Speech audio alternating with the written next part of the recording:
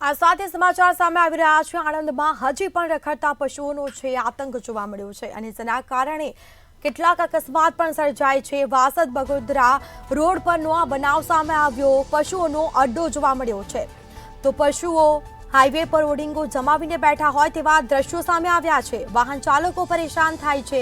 બીજી તરફ 6 lane highway ઉપર પશુઓનો જમાવડો જોવા મળ્યો છે। પશુઓના કારણે વાહન ચાલકોને હાલાકી વેઠવાનો વારો આવ્યો છે। હાઈવે ઓથોરિટીની આ બેદરકારી સામે આવી છે। વાહન ચાલકો અકસ્માતનો ભય સતાવી રહ્યો છે। વાહન ચાલકોમાં પણ ક્યાંક ને ક્યાંક અકસ્માતનો ભય સતાવી રહ્યો છે અને બીજી તરફ પશુઓના પણ મોત થતા હોય છે। વાહનની અડફેટે જો કોઈ પશુ આવી જાય તો પશુઓના પણ મોત થાય છે, પરંતુ હાઈવે ઓથોરિટીની આ બેદરકારી સામે આવી છે। તો વધુ વિગતો સાથે સંવાદદાતા સપન ફોન લાઈન પર જોડાઈ ગયા છે। જી, આણંદમાં હજી પણ રખડતા પશુઓનો આતંક જોવા મળ્યો છે। હાઈવે પર પશુઓનો ઓડિંગો જોવા મળી રહ્યો છે, પરંતુ તંત્ર દ્વારા કોઈ કામગીરી કરવામાં આવી નથી। શું માહિતી?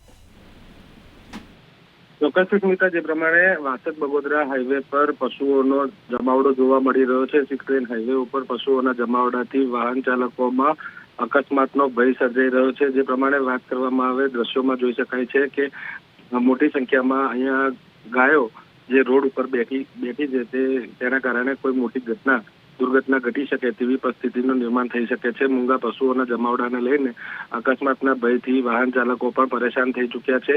હાઈવે ઓથોરિટીને અનેક વખત આ બાબતે રજૂઆત કરવામાં આવી હોવાની માહિતી સામે આવી રહી છે, પરંતુ તે લોકોની બેદરકારી એટલી છે કે પશુઓને હટાવવા માટે કોઈ પણ પ્રકારની કાર્યવાહી તેમના દ્વારા કરવામાં નથી આવતી, જેના કારણે અકસ્માત થાય તો કોઈ નવાઈની વાત નહીં રહે। પરંતુ જે પ્રમાણે શહેરી વિસ્તારોની વાત કરવામાં આવે, ગ્રામ્ય વિસ્તારોની વાત કરવામાં આવે, અવારનવાર પશુઓના રોડ પર જમાવડાને લઈને વાહન ચાલકોમાં અકસ્માતનો ભય રહેતો હોય છે અને તંત્ર દ્વારા આ પ્રકારે કોઈ પણ કાર્યવાહી ના કરતા નાગરિકો પણ ક્યાંક ને ક્યાંક રોષે ભરાતા જોવા મળતા હોય છે।